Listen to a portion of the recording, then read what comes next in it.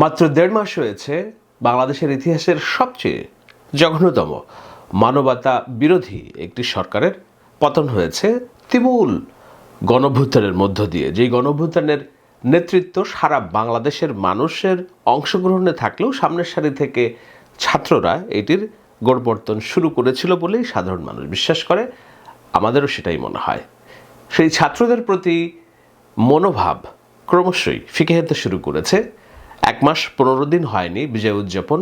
এরই মধ্যে আজকে যখন আমি আলোচনা করছি তখন ঢাকা বিশ্ববিদ্যালয়ের ফজলুল হক হলে একজন মানসিক ভারসাম্যহীন ছাত্রদের মতোই দেখতে আরো একজন ছাত্রকে পিটিয়ে হত্যা করেছে ফজলুল হক হলের ছাত্ররা, যাদের নাম পরিচয় বেরিয়ে আসছে খুবই লোমহর্ষকভাবে। এরা ঢাকা বিশ্ববিদ্যালয়ের ছাত্র, এরা মেধাবী সন্তান হিসেবেই এই বিশ্ববিদ্যালয়ে ভর্তির সুযোগ পেয়েছে। তার চেয়েও বড় পরিচয় হলো এদের কেউ কেউ সমন্বয়ক অথবা হল সমন্বয়কের দায়িত্ব পালন করেছে বলে নানান দিক থেকে পরিচয় উঠে আসছে। যদিও বৈষম্য বিরোধী ছাত্র আন্দোলনের কেন্দ্রীয় সমন্বয়ক ছাড়া অন্য কাউকেই সমন্বয়ক বলা যায় কিনা সেটি নিয়ে যৌক্তিক প্রশ্ন থাকতে পারে। তবে যেই ছাত্রদের পরিচয় উঠে এসেছে, বিশেষত জালাল নামক যেই ছাত্রটি, দেখা যাচ্ছে যে সে পূর্বে ছাত্রলীগের রাজনীতি করত। ফজলুল হক হলের বিজ্ঞান ও প্রযুক্তি বিষয়ক সম্পাদক ছিল। এরপর স্বভাবতই যখন বৈষম্য বিরোধী আন্দোলন তৈরি হয়, ছাত্রলীগের অনেক পদবিধারী নেতারা তাদের সেই পদ থেকে ইস্তফা দিয়ে সাধারণ ছাত্রদের কাতারে শুধু আসেনি, সংগ্রামের দায়িত্বও নিয়েছিল। সম্ভবত তাদেরই একজন জালাল। এই জালালের হাতে রড এবং এই ছাত্র তফাজ্জলকে হত্যাকাণ্ডের ঘটনায় তার নাম উঠে এসেছে। শুধু জালাল একা নয়, ঢাকা বিশ্ববিদ্যালয় কর্তৃপক্ষ ৬ জন ছাত্রকে পুলিশের হাতে সোপর্দ করেছে এবং বলা হচ্ছে প্রায় ৯ জন ছাত্রকে বিশ্ববিদ্যালয় থেকে আজীবন বহিষ্কার করেছে। স্বাভাবিক এই ক্রন্দনটা দরকার ছিল, জাতীয় এই কান্নাটা, জাতীয় এই উদ্বেগটা দরকার ছিল, সেটা হয়েছে। শুধু এই ঘটনা তো নয়, আরও ২টি হত্যাকাণ্ডের ঘটনা ঘটেছে গত ২ সপ্তাহের ব্যবধানে। কোথায়? আমি যখন আলোচনা করছি ঢাকা বিশ্ববিদ্যালয়ের এই তফাজ্জলকে পিটিয়ে মারার আগে জাহাঙ্গীরনগর বিশ্ববিদ্যালয়ে আরও একজন শিক্ষার্থীকে ছাত্রলীগ করত তার পরিচয়, এবং সেই সময় যখন শেখ হাসিনা বিরোধী আন্দোলন হচ্ছে তখন তার ভূমিকা ছাত্রদের বিপক্ষে ছিল বলে অভিযোগ।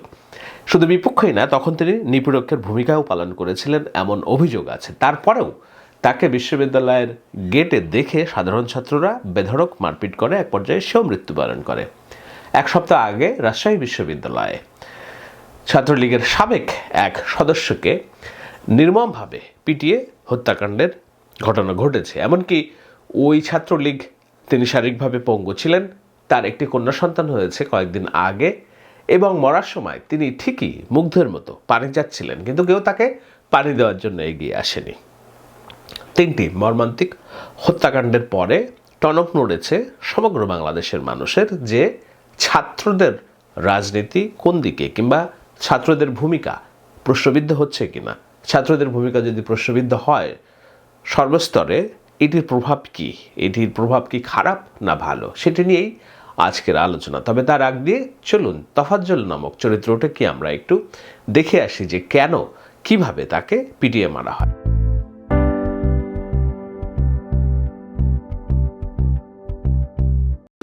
বাংলাদেশ আওয়ামী ছাত্রলীগ পাথরঘাটা উপজেলার কাঁঠালতলী ইউনিয়ন, বরগুনা জেলা, বরিশাল বিভাগ, সেখানে এই দীর্ঘদিন আছি।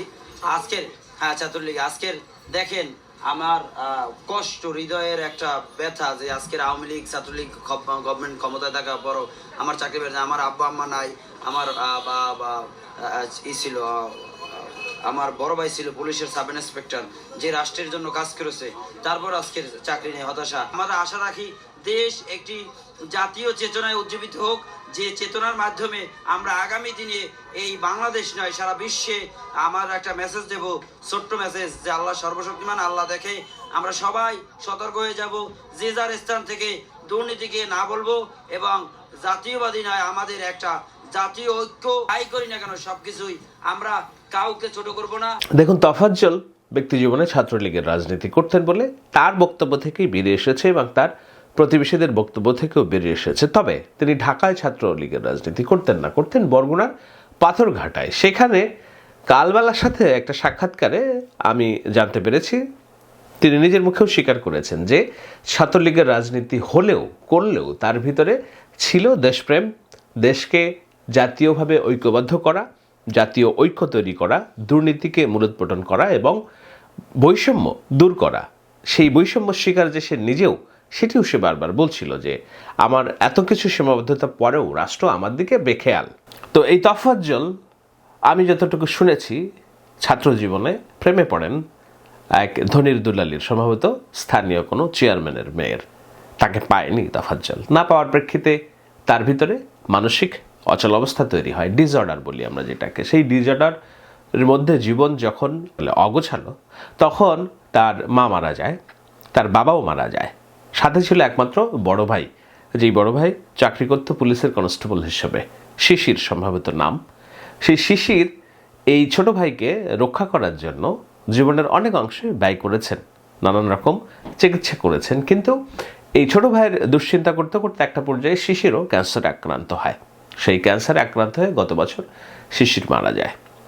তো একটা পরিবারের মানসিকভাবে ডিসঅর্ডারে থাকা একজন ব্যক্তি তার মা বাবাকে যখন হারায়, সহায় একমাত্র বড় ভাই তাকেও যখন হারায়, তার আর বেঁচে থাকার কিছু থাকে না, সম্বল থাকে না, সহায় থাকে না, আশ্রয় থাকে না, আশাও থাকে না।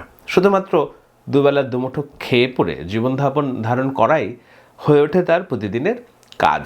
এবং সেটা করতে গিয়ে মানসিক ভারসাম্যর, যেহেতু রাষ্ট্র পৃথিবীর অন্যান্য দেশে হলে কি হয়, সভ্য দেশে হলে কি হয়, এই ধরনের মানুষের দায়িত্ব রাষ্ট্র নিয়ে নেয়। রাষ্ট্রে নানান রকম বিভাগ থাকে, তাদের জন্য হেল্পলাইনগুলো উন্মুক্ত থাকে, তাদের চিকিৎসা, তাদের মেন্টাল থ্রাইভ বলে কর্মসূচির আওতায় তাদেরকে পুনর্বাসন করা হয়, এমনকি চাকরি বাকরিতে নিয়োগ দেওয়া হয় যেন তারা স্বাভাবিক জীবনে ফেরত আসতে পারে। বাংলাদেশ যেহেতু আমরা ওই দায়ের সমাজ ব্যবস্থা তৈরি করতে পারিনি, সুতরাং তফাজ্জল ভবঘুরে হয়ে থাকে এবং মানুষের চেয়ে চিনতেই তার জীবনযাপন চলে। ঢাকা বিশ্ববিদ্যালয় যেহেতু এমন একটি জায়গা যেখানে অনেক দরদি মনের সংমিশ্রণ ঘটেছে, যেখানে অনেক মানুষ, শিক্ষার্থী সহায়হীনের সহায় হিসেবে কাজ করেছে, অনেক দুস্থকে ঢাকা বিশ্ববিদ্যালয়ের শিক্ষার্থীরা বুকে টেনে নিয়ে মানবতা দেখানোর অগণিত অজস্র রেকর্ড তৈরি করেছে, সেই ঢাকা বিশ্ববিদ্যালয়ের ঢুকে পড়ে তফাজ্জল।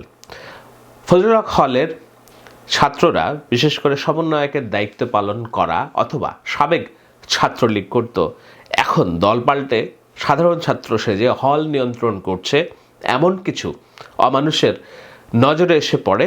অভিযোগ করা হয় সে মোবাইল চুরি করেছে।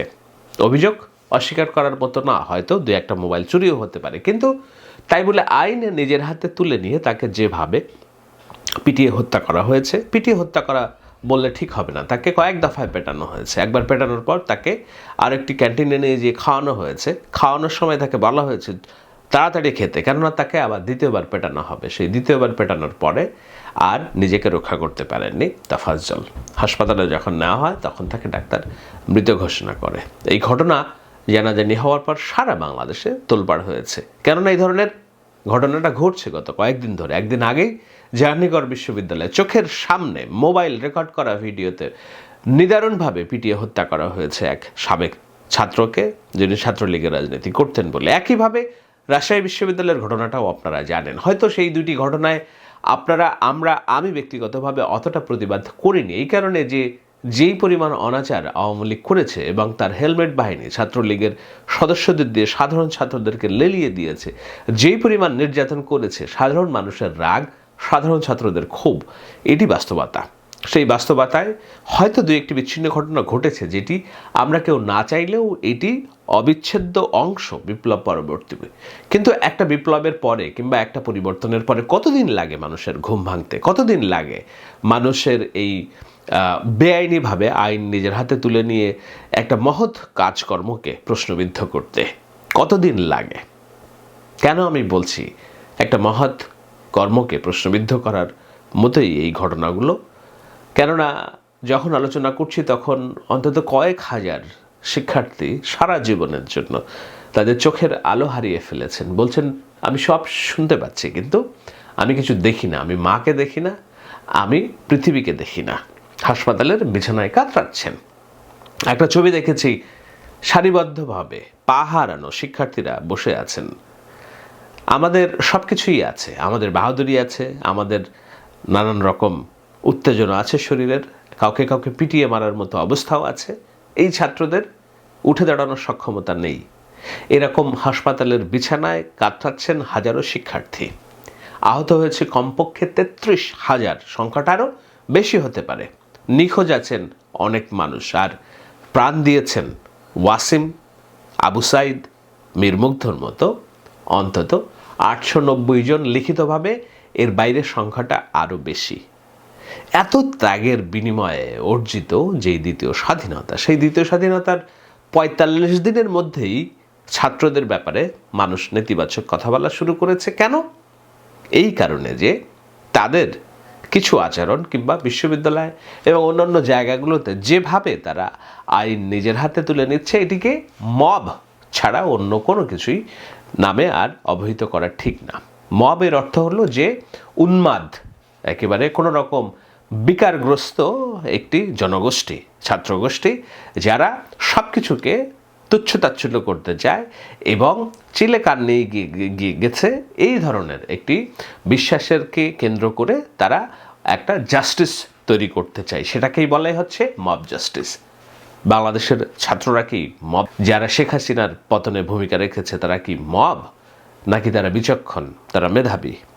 এই প্রশ্নটা সবার সামনে এসে দাঁড়িয়েছে এমন এক সময় যখন রাষ্ট্রের ভবিষ্যৎ নিয়ে আমাদের সত্যি উদ্বিগ্ন হওয়ার মতো বিষয়, রাষ্ট্রের ভবিষ্যৎ নিয়ে সত্যি আমাদের চিন্তা করার বিষয়।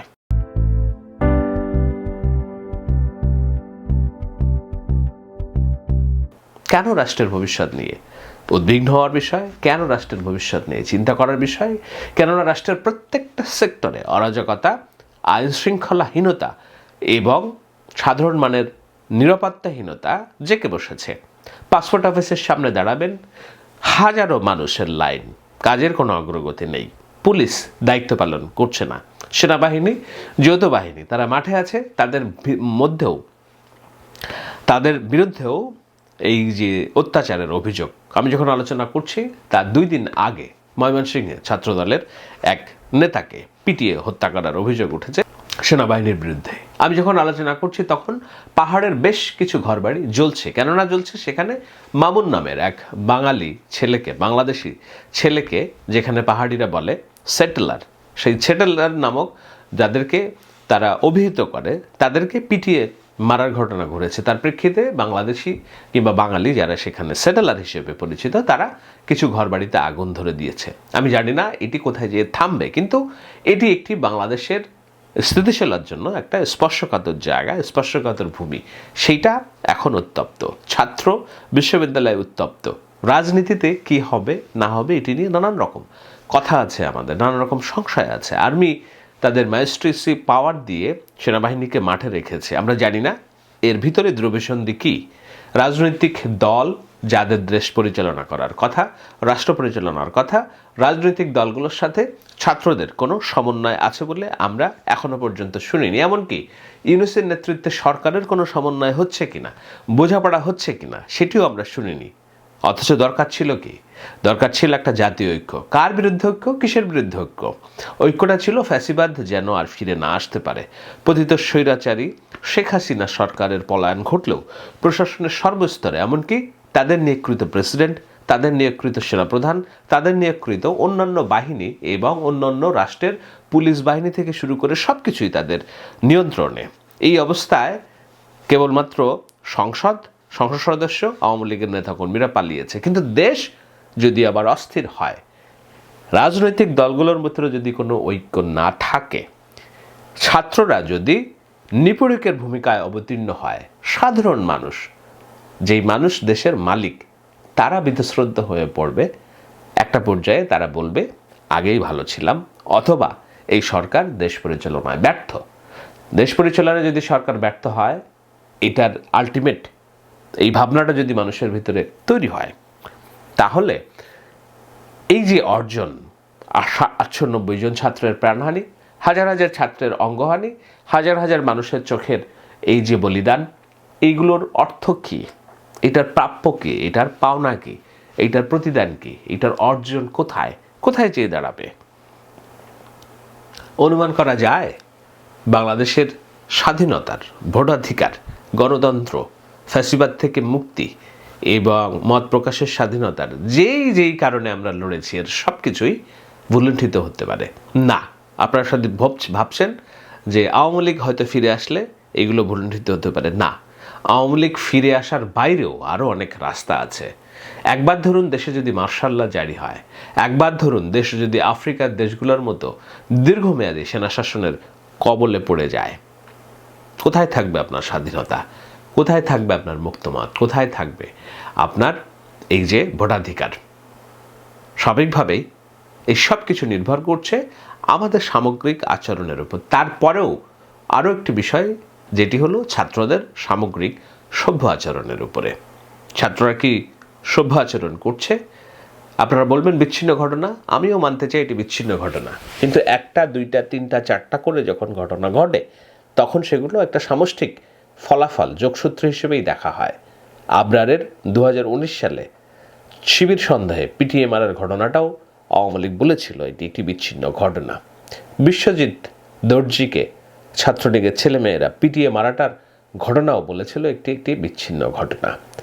এমনকি কয়েক বছর আগে ঢাকা বিশ্ববিদ্যালয়ের আরও কোনো হলে এক ছাত্রের চোখ উপড়িয়ে ফেলা হয়, কারণ তার অভিযোগ ছিল সে চুরি করেছে, পেন্সিল চুরি করেছে কিংবা অন্যান্য কিছু দ্রব্যাদি চুরি করেছে। এই সমস্ত বিচ্ছিন্ন ঘটনাগুলোই একত্রে দানা বেঁধে একটা অনাচার, বৈষম্য এবং অসভ্য রাজনীতির যে ধারণা মানুষ মনে জন্ম দিয়েছিল তার বিরুদ্ধেই সম্মিলিত প্রতিবাদে ক্ষেপে ওঠে ছাত্র সমাজ। আজকে ছাত্র সমাজের হাতেই যখন দেশ, একই রকম কর্মকাণ্ড ঘটছে প্রশাসন নানান জায়গায়, এগুলো কি বিচ্ছিন্ন ঘটনা হবে না এগুলোর সম্মিলিত যে ক্ষোভ যেটি দেখা গেল সামাজিক যোগাযোগ মাধ্যমে, সেটির একটা নেতিবাচক প্রভাব সবার মনেই পড়বে, যার ফলশ্রুতিতে দেশ ডুবে যেতে পারে নানান রকম অস্থিরতায় এবং আবারও দীর্ঘমেয়াদী অগণতন্ত্রহীনতার গহ্বরে। এই বিষয়গুলো নিয়ে ভাবছেন কিনা ছাত্ররা? সে কারণেই আজকের আলোচনার নাম ছাত্ররা কোন পথে, জনমনে প্রশ্ন।